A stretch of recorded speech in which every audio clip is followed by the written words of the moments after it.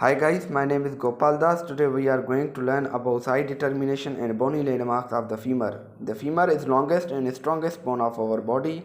It possesses upper end, shaft and the lower end. Upper end consists on head, neck, greater trochanter, lesser trochanter, intertrochanter line anteriorly and intertrochanter crest posteriorly. This one is intertrochanter crest posteriorly. The head forms two-thirds of a spear, not completely, that binds with the acetabulum of hip bone to form the hip joint. In the center of the head, there is a small depression known as the fovea capitis for the attachment of the ligament of the head of the femur. The neck is convex posteriorly and smooth anteriorly. The neck connects the head of the femur to the shaft. Or we can say that neck is the junction between head and shaft of the femur. Greater trochanter and lesser trochanter. This one is the greater trochanter and lesser trochanter. Below the greater trochanter and above the lesser trochanter, there is some small tubercle known as quadrate tubercle. The two trochanters are connected with each other posteriorly by intertrochanter crest, and two trochanters are connected with each other anteriorly with the help of intertrochanteric line. This line forms junction between neck and the shaft of the femur anteriorly, and this crest forms junction between neck and the shaft posteriorly. On the quadrate tubercle, the quadratus femoris muscle is attached. This one is the shaft. The shaft is rounded and convex forward, and the shaft has a ridge on its posterior side known as linea aspera. This is narrower on its middle side or middle part and diverge above and below. The medial lip becomes pectinealized above and lateral lips become gluteal tuberosity. Below the linea aspera forms supracondylar ridges.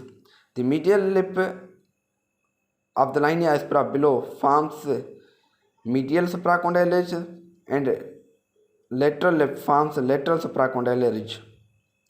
When the linea aspera diverge on its lower surface and triangular surface, a triangular surface is formed known as the popliteal surface. The popliteal surface itself forms floor on its surface known as popliteal fossa. This one is popliteal fossa. And on the distal end of the femur, there are two condyles known as the medial condyle and lateral condyle. This one is the medial condyle and this is the lateral condyle. Why we call it a medial condyle? Because it is on the side of the head of the femur. And this is the lateral condyle because this is away from the head of the femur. These two condyles posteriorly are separated with the help of a notch present between them known as the intercondylar notch. And the anterior surfaces of two condyles are joined with each other anteriorly by articular surface of the patella. This is the patella known as the sesamoid bone.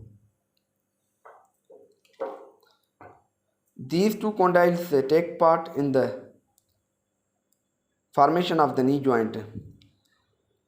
Above the condyles, there are epicondyles known as medial epicondyle and lateral epicondyle.